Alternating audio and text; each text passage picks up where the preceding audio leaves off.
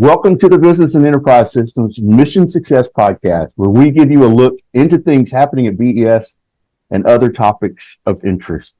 As we prepare for the holidays, we could think of no better guest than our guest today. She's the chief of the Program Execution Group, Miss Marcie Rhodes. Miss Rhodes, good day to you. How are you today? Hey, I'm doing great. Thanks, John. Thank you. I appreciate this. Hey, we are excited to have you and just always look forward to talking to you around the office. As we get into this, you've been in civil service now for over 30 years. So tell us about your journey, some of the roles that you've had along the way, and then specifically how you came into BES and what roles you've had in this organization. Okay. Well, hey, thanks again. Thank you for the opportunity. It's been a real pleasure. What's interesting is I was at Gunter as a military dependent. My dad was stationed at Gunter. And so actually a month ago, I hit 35 years of service. And so I came into the internship program, but I didn't come in at Gunter. So the Air Force had an internship program, but they didn't have it here. So I actually had to PCS and went to Pratt & Whitney in East Hartford, Connecticut. And started out as a copper cap, which is really a Palace Acquire intern, but it's for the contracting career field.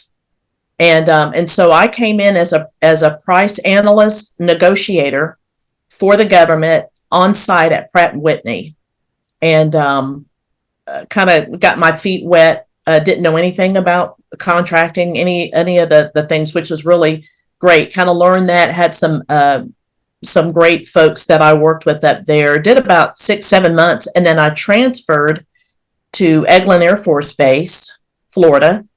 And that really opened up some opportunities for me. If I had stayed in Connecticut, I would have been a contract specialist for 3 years, just doing solely the parts, the aircraft parts.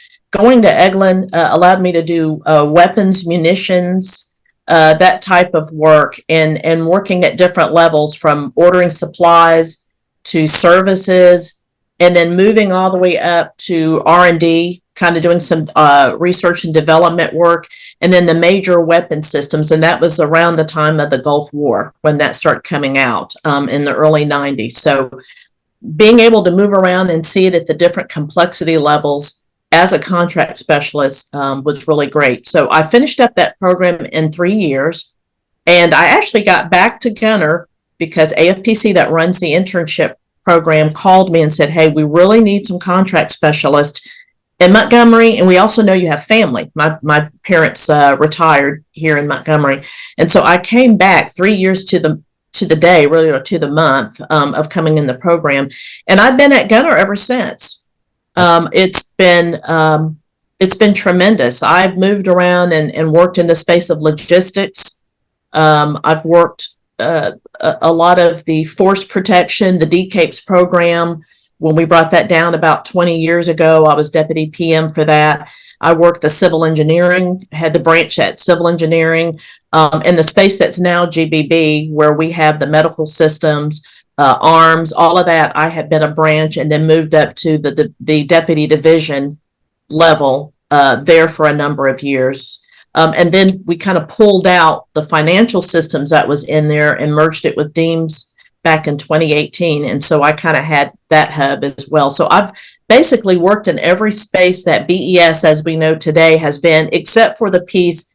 I've collaborated with NetSense, all of the Microsoft and the Oracle licenses. I've worked with them, but that's the one piece at Gunter I have not worked in. And it's been a tremendous opportunity to kind of move around and do it. And I blink and can't believe it. I've hit the 35 years doing that. And what I did in the middle of that was I moved over. So I did 10 years contracting, but then I moved over and started the acquisition program management. So I've got 25 years now in acquisition program management. Wow. Okay. What a journey. I didn't know all of that myself. That's good. So you're the chief of the Program Execution Group. What is that? Tell us how that group supports all of BES. Yeah, great. Well, thank you for asking. So the Program Execution Group which like a lot of our professionals that are in there now, we've all kind of been out in portfolios working the execution arm of things. And I really didn't know everything that the PEG did for the organization until I was selected almost 3 years ago to come over and lead it. So a lot of the things that we do, we run down a lot of the policies that come out from DOD, Air Force, down through the MAGCOM, AFMC, down to the center. Make sure that we get that out. Our biggest thing is being kind of that source of making sure that folks know what the policies, what the regulations are, and being that sounding board as we have a lot of our programs going through the acquisition process. And so we also have folks inside our PEG that are acquisition specialists, but they are assigned to each portfolio. So they are in the trenches there. They're taking the meetings, the different acquisition decision meetings with our leaders, with the MDAs, that type of thing. And so that's a part. We've got a lot of different parts. We work directly for Mr. Burse, our new PEO. And so we are the hands-on for DV visits, distinguished visitor visits. We make sure that we've got him prepped and ready to go up when he meets with other leaders at the SAF AQ level. I work a lot with SAF AQ. SAF CN, that does a lot of our policy, Klinger-Cohen Act, that type of stuff. So we are involved with that part of it. Another piece of what we do, and it used to be, it's kind of evolved over the years, but we have it in the PEG, is when we have new work. If there's new work that someone's wanting to come in and bring, that comes through us, we follow the process that goes through SAF AQ on how to bring it in, where we actually do an assessment. And we look and say, yeah, if you're going to bring it, we're the right PEO, we're the right fit. And so there's a process, and we have some folks that work with us inside the PEG that will guide you through that process. So we do protocol. We've kind of been the de facto protocol, which has been great. A lot of the other services we get from the host organization, which is Maxwell. But we have, since everybody is kind of coming back to the base, we've been pretty busy with that. We just had our new LCMC engineer director here for a visit yesterday. And so we had some folks plugged in, and your lead there, Stratcom, there was involved in that too. So we've got a lot of things. One of the areas I think a lot of folks don't know, which is new since I've come to the PEG, is we have an enterprise program management function. And that means that there's a requirement and it spans more than one portfolio, one division. We get involved because we want to do it at that strategic enterprise level. And so now that's another part of the organization piece that we do here in the PEG. So really, you're leading the hub of all the divisions. So much comes in and out through the PEG for each division. Yeah, yes, sir. Yeah, and I will say too, of course, we do have the suspenses. We keep up with the formal ones that come through, the internal ones, local, and the ones that come at the higher level, the higher headquarters. So we try to manage that. We do as much as we can. That if we've got that information in the PEG, we try to get those answered instead of always pushing. Our goal is to always try to minimize what we have to push out to those portfolios, because they are doing the day-to-day operational work. And so we reach out when we have to, but we really do fold in and do about a third of it. About a third of what comes in, we're able to retain and get answered on behalf of the PEO and deputy PEO from the PEG. So I'm an admirer and a student of leadership. And I remember recently you were in a meeting and you shared about how your background role has always been more about leadership and not necessarily the technical side. But I also heard you say you're always paying attention, and you mentioned different leaders that you're always learning from in those meetings. So what are some of the things that you feel like you've learned on the technical side and other ways that you may be growing as a leader? When I had made that statement, I was kind of looking at it from a standpoint of being in a portfolio where you were sitting in a lot of integrated product teams, IPTs, where you're bringing in your engineers, your logisticians, contracting, your FM community, config management, because you all work together. That synergy's got to be there. But what I was always impressed with, and I'll take example, DCAPES. We brought DCAPES down here from Hanscom 20 years ago. We had so many meetings on what we needed to do for the program to move it forward with the software and the IT capabilities. But I started understanding, I started respecting what that role was. And I would say what helped me grow as a program manager was kind of understanding enough, maybe more in layman's terms when they start getting deep in the OV1s and SV1s and beyond. A lot of that's over me, but I really appreciated when I could walk out and I understood a conversation that engineers were having about what we were trying to do for our system. And so I think that's key. I think that's really, that has helped me grow so that I understand, at least I know now kind of what questions to ask. Mm-hmm. And I manage the Palace Acquire program management program here at Gunter for Mr. Burse. And that's one thing I'm always telling the interns. There's never a bad time to jump into our world and what we do, because it's changing all the time. You can have folks that have 30, 40 years, and you can have somebody brand new in the door, and we're probably all learning something new because things just evolve that quickly. So never be afraid to ask questions so that you understand, and not only understand what they're doing, but how you fit in that equation. You always want to know, and I'm always wanting folks to understand how you contribute. What role do you have and how do you contribute to it? So when I talk about the technical, it's understanding all of it. And I do that actually with the PACs that are here, the interns. We try to give them a little rotation in contracting, a little bit in the FM world, because those are those specialists that they're going to have to work with as they get elevated as program managers. It's more of an appreciation. Good. And we just talked about the PEG being the hub.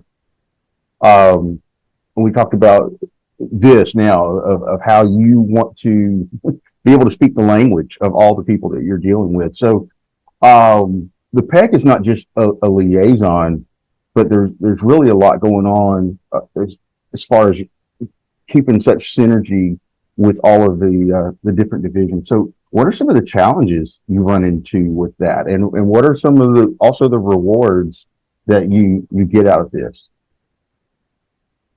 I would say it's a challenge, but it's a good challenge because it stretches us. We're such a small group that each of our specialists in the PEG know their job as a primary and they're an alternate in some other area, right? Because we want to be process driven and not people driven when folks need to take leave or be away.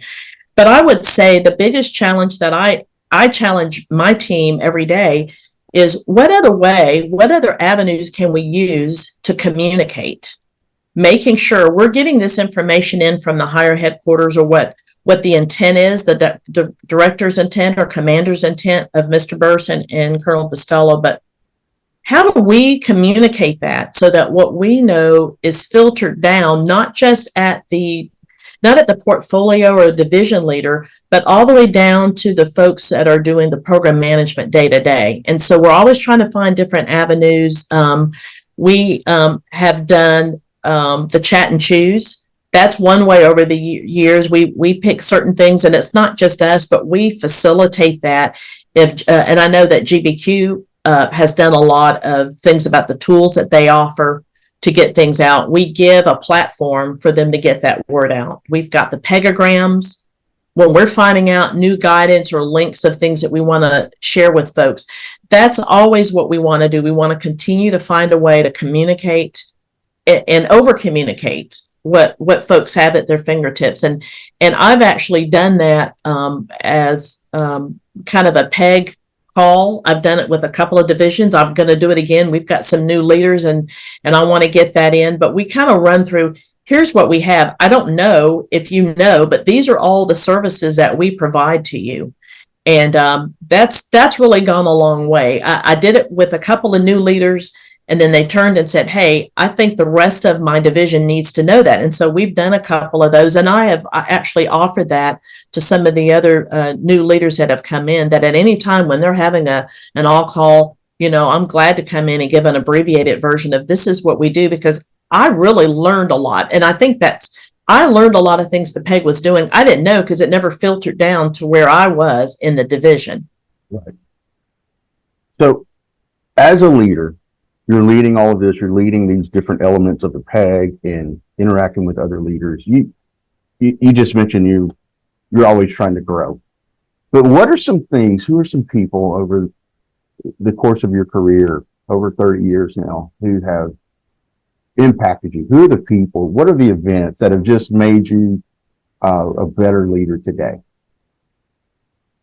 Gosh, there's a few. There's some former leaders, supervisors that I've had that I still keep in touch with. That's helped mold my relationship. But the whole person, I would say it's my parents, and I would say specifically it's my dad.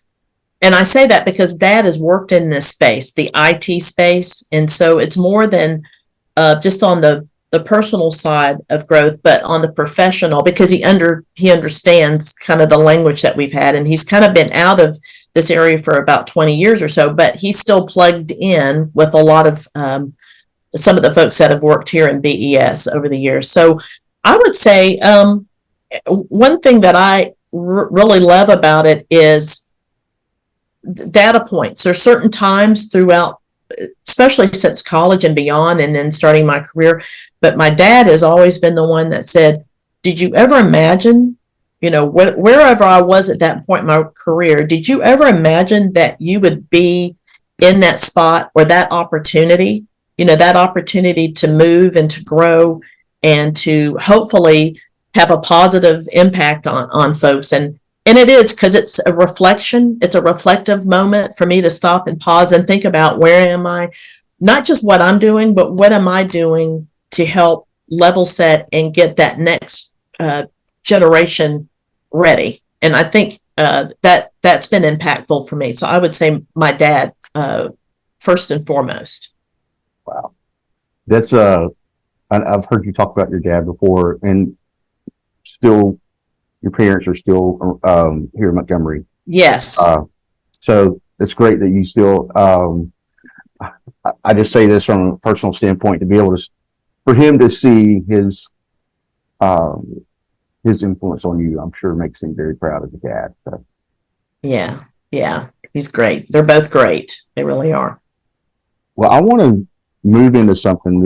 We haven't done this before on the podcast, but because it is the holiday season, it's time.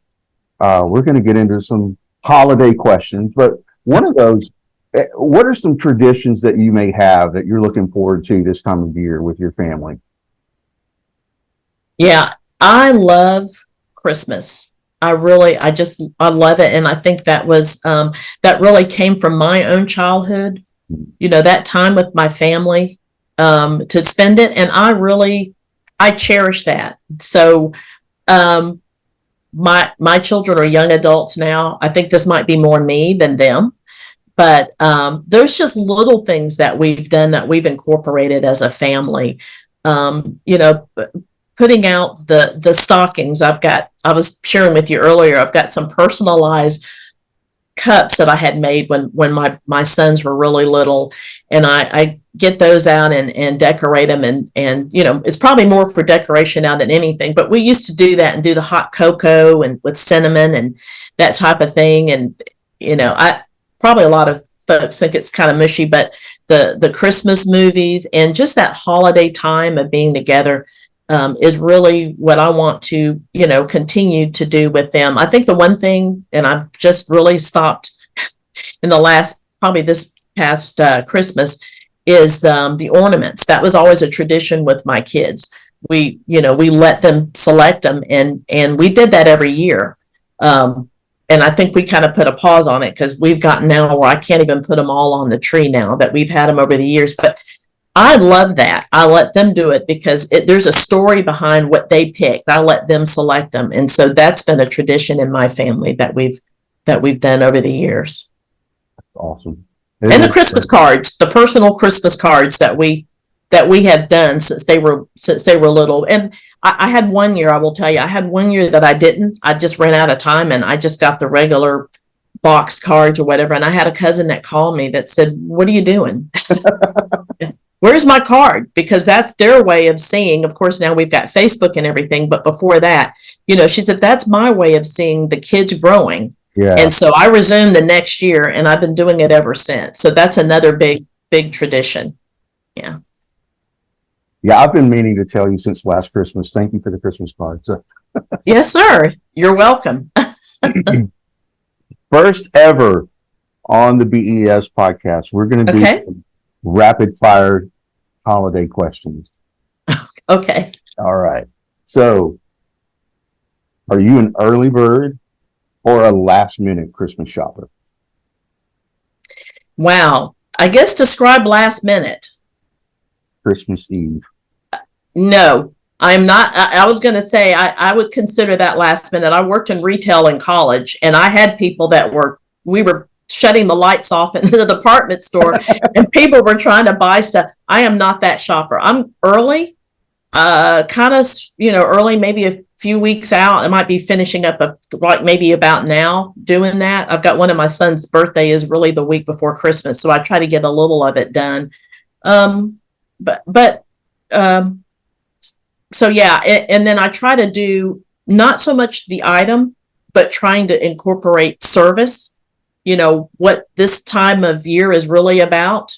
And so it's not a lot of times it's not the shopping, but it's the experiences, and reaching out and doing things in the community during this time of year.